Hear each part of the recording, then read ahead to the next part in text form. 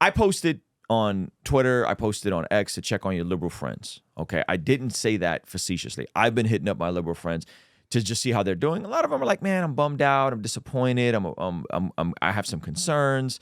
And if you don't have liberal friends and family, I mean, hopefully that's not because of you pulling back, and that's because of them pulling back, which I don't think we should be doing over this sort of stuff. Somebody could be wrong, but we could acknowledge that they're wrong while saying, well, you're wrong, but you actually want what I want, which is what's best for most people. And if you look at people who you disagree with as like, they want what's best for most people, even though they're wrong, like that's the heart posture we should have, in my opinion. Yeah. So having said that, I've been checking in on people, and a lot of people are like confused. Like they're like, we don't understand. How did we miss it? What's going on? And I wanted to kind of explain what I think most people missed. I told you guys on the stream, I said, if he doesn't get elected, I'm out of touch. If he doesn't get elected, I'm out of touch. Yeah. But the inverse of that is, you're in touch. if he does get elected, that means some of you guys are out of touch. Ooh. You don't know what's happening. You're checked out. You're in an echo chamber. Because the rest of us saw what was happening. We knew, we saw the shifts. We saw the tone. We see the country shifting right? And so if you don't know what's happening, that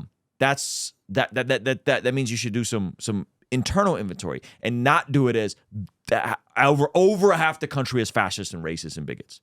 That's a simplistic view of it. So, to her credit, one of my favorite lefties, Crystal from Breaking Points, who, oddly enough, threw on a MAGA hat today, which we're going to look at, actually has the humility, and props to her. This is not a conservative. She's not a Trumper. She's not a Christian. She's not a person of faith. She is Bernie Sanders level progressive. Whoa. Had the humility to acknowledge exactly what she got wrong. And I thought it was so refreshing. And I wanted to give her props and to analyze it. And those of you guys that are checking in, at like the whatever 20% of you guys that watch my channel that still lean left, or 30%, I'm assuming it's not a huge majority, and are like, how did this happen? She's going to explain it to you.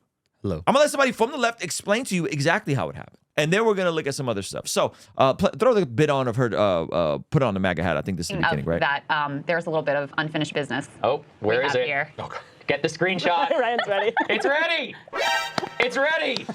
Let's see it. This actually happened. It happened. It's happening. Are you guys happy? How's Are it you look? happy? Not good. All right. Not good. I hate it. Oh, it looks I think it looks Poor guy. beautiful. Ryan is struggling here, man. He does not find any of this entertaining or exciting. Okay. He's worried about his daughters and his wife. I'm excited to bring to you guys our first ever Bless God Summit happening March 27th, 28th, 29th in Southern California. The Beat's very own Alan Parr and Jen Parr, my guy John McCrae from the What Do You Meme YouTube channel, Preston Perry, Dr. Sean McDowell, Live Actions, Lila Rose, Trizzle Fitness, my pastor Jeff and his wife Erin Moores, as well as live performances from America's Got Talent winner Dustin Savella, Ryan Horton leading worship, Dirt Poor Robbins, and a special concert from John Keith and Miles Minnick. And listen, the goal of this conference is so that we can be the solution to all this craziness as we're coming out of a very tumultuous 2024. I don't know who's going to win this election, but I know there's going to be a lot of upset people come 2025. Now, this is our first conference that we're doing, but this is not our first live event. About a year ago, we did a 3-hour event where we brought in some of the same speakers, and here's some of the feedback from the people that attended that event.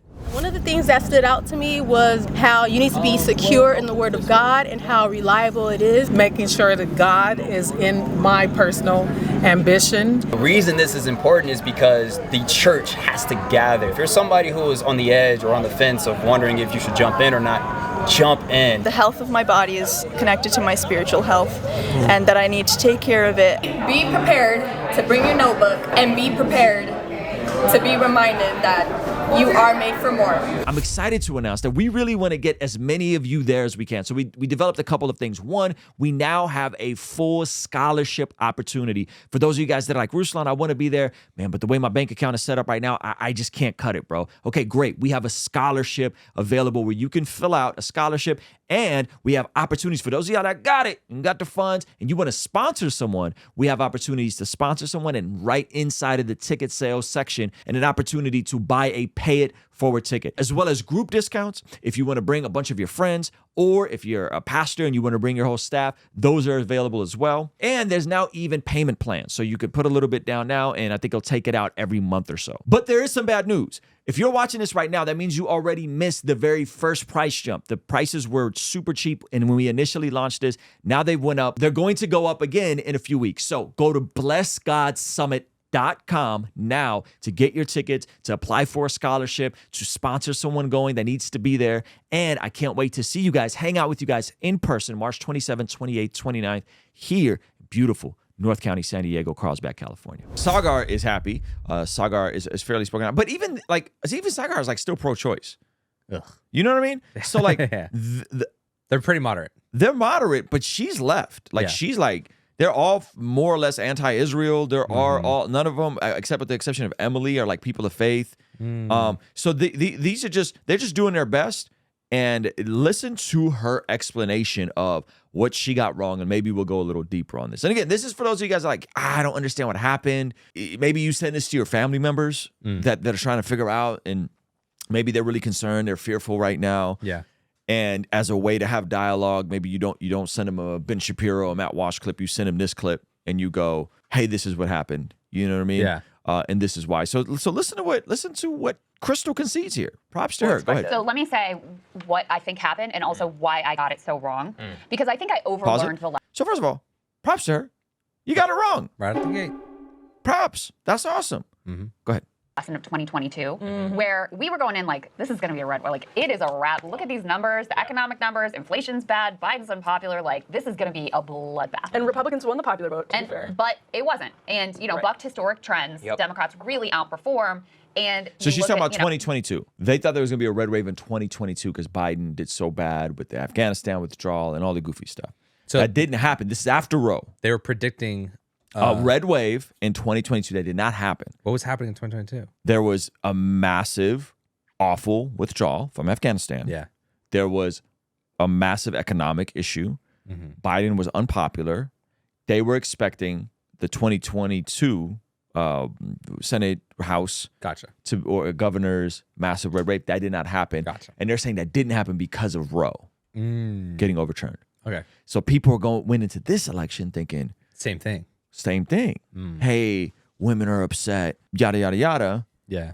And then they're all shocked and disillusioned right now because they're like, oh my gosh, half the country hates me and they're fascist, right? Yeah. So listen to what Crystal goes on to explain. At who did the worst, and it was people who were really bad on abortion in states that had, you know, as a live issue. And you also had, you know, this issue of extremism and the Stop the Steal candidates, people like Carrie Lake, et cetera. And so you look at that and you're like, oh, I need to adjust my view because I previously was saying like this stuff is not really the thing to run on. Stick to the bread and butter economics, populist economics, like that's been the mantra. I look at 2022, I'm like, my view was wrong. So I need to adjust. Like these issues are more important to people than I thought they would, and Roe really reshaped the electorate in a way that was much more precipitous than I expected. But you have two things that are different in three things. Number one, hopefully I can remember three, given that I have like Perry? Number one, I really set myself up for failure. And the reason that the quality's a little funky on this is because this is their live stream from earlier. Yeah. I don't even know if they're going to clip this up. I hope they do. This is their live stream from earlier, and so it's a little spotty in terms of like the quality and stuff. So just bear with us. It's not their bread and butter. Live streaming. Sure. The thing is, we're actually tired, unlike Rick Perry, who was just on painkillers at the time. You don't know what Yeah. Crystal's on. Yeah. You don't know what Ryan's been feeling over there. Number one, difference between general electorate and midterm. Definitely. Right? So Yeah. much broader turnout. You know, in 2022, the ladies were fired up about abortion. Low propensity voters. Yeah. Number two, that's exactly right. Number So two. what she's saying is that people who came out in the midterms were more angry and more likely to be into the minutia of the details. People that are coming out for a general election are like, it's the economy, stupid. What's the voter guide? Why are the borders going crazy? What are we doing? Yeah. Right? It's a totally different type of mindset. They're not as tapped into all these other, you know, people forget stuff. Not as many people remember or care about January 6th. Not as many people care about the Roe v. Wade thing. And a lot of people thought that was going to be a huge demo. Women are going to vote against Trump and all that. And that just did not pan out. Two, you just have more distance between these events and now, right? Yeah, it's been several years. Number three, the Donald Trump effect. Like we were just talking before about how he overperformed every Republican. I mean, Carrie Lake is still going to lose again, even in a Republican wave year, because other listen, you know, Kamala, I'm gonna give the Democrats a hard time here in a moment, but you also have to give him his credit that he is a uniquely compelling, charismatic figure. And that may be something, I mean, that may be something Republicans have to grapple with in the future, given this will be his, last term in office.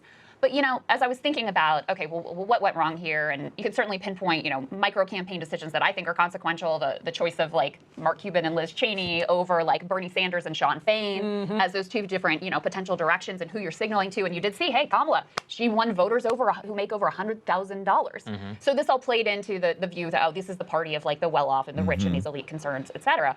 But which I mentioned, a swap happened. Yeah. Parties have swapped before. Remember, the Republicans were the ones that freed the slaves, and then all of a sudden they were viewed as folks that weren't compassionate to black people. They were right? the segregationists. Yeah, so they're like, there's a swap happen. And so now what is a swap happening? The Republicans seem to be not the party of the elite and the billionaires, but of the working class and the blue collar. And the Democrats are viewed as the party of the elitist and the institutional power holding people. Yeah. Right? So that's interesting. Go ahead. I really think it's almost unfair to her to lay it all at her feet, because the truth of the matter is, I think the Democratic Party has screwed themselves ever since they blocked Bernie Sanders back in 2016. And I know this sounds like the ultimate like it's an interesting Bernie take. Coke take. Which we're going to get into the Pied Piper effect. The 2016 thing is crazy. The Democrats propped up Trump in the primaries. They wanted Trump to win because they didn't think he had any shot against Hillary. Yikes. This is all documented. We'll get there later in the stream. All right, go ahead. But the reality is that the neoliberal era is dead. And Trumpism represents the right-wing response to that. It's a response I disagree with. I think it scapegoats the wrong people. I think it's bad for the country. I think it's anti-democratic. But it represents a coherent vision. On the left, in the Democratic side, they moved heaven and earth to block the left-wing populist response to the death of neoliberalism. Yeah. What is the left-wing populist response? Bernie Sanders, going more progressive. What is populist just means like the general? What most people want. And the manifest failures of neoliberalism. And so you ask yourself, okay, well, what would be the evidence for this? And when I think about it, like, who were the parts of Bernie Sanders' coalition, like where he was the strongest? Latinos, working class, bros. Yeah. AOC's Literally district Joe looks right Rogan. now, like AOC's district looks right now, according to Ryan Gerdusky, like it is having one of the biggest swings towards Trump in the country. Literally, AOC's district is having one of the complete radical progressive is having one of the biggest swings. I think she's in the Bronx. She's in New York? Yeah, she's in New York. Yeah. This is crazy stuff. That's and it's and I think it comes down to one demographic, and we're gonna get there in a second. One demographic. And it's not the Amish. And it's not the Amish. One demographic. Well, hold on. Let's keep looking. Literally Joe Rogan, right? Yeah. And those are all the people who are fleeing the fastest. So, previously this idea that was put out by liberals of like the Bernie to Trump pipeline as a way of deriding the Bernie Sanders movement and saying, oh, this is just like a sort of glorified like way to, to actually shift people to the right. That was wrong. But what is correct is that many people, who were Bernie Sanders, part of that coalition, have gone to Trump. And the other thing you can say about that is that, listen, you can never know if that like alternative left populist vision would be able to defeat the, right populist, I would say authoritarian vision. But you do know that at the time when there was an ongoing choice between the Bernie Sanders model and the Trump model, those voters were going with the Bernie Sanders model. So I think Democrats, by completely blunting that movement, insulting the earth. They played themselves. This is on them. I was really young at that time, so I don't remember. Oh, I don't remember how it all disgusting. went down. I don't remember the politics. All I remember is Bernie Sanders was super socialist vibes. And I was like, I'm glad he's not up. And they propped up Trump, and they kind of shafted Bernie. Wow. And Ryan has written literally the book about how that worked, not just with Bernie, but with the squad and with all of that. By really blocking that movement, insulting the earth, they have screwed themselves. Yep. And, I want to say, like, Biden has had in his administration some important breaks from the neoliberal era. Kamala ran some populist economic ads, like, really focused on that. So it's not like they've done nothing. But you cannot say what a coherent Kamala Harris vision, like post-neoliberal vision is, because ultimately she is a neoliberal. All these people are. And that's what the, Mark Cuban and the I won't say what I'm going to do on Lena Khan and the embrace of Liz. Okay. So neoliberal is the new Democratic Party, which is the wokesters. The wokesters. The wokesters. Okay. Hey, thank you so much for checking out the video. Comment down below and let me know what you think. And be sure to check out this video that YouTube is recommending just for you. Let me know if they nailed it. All right? I'll see you over there. Peace.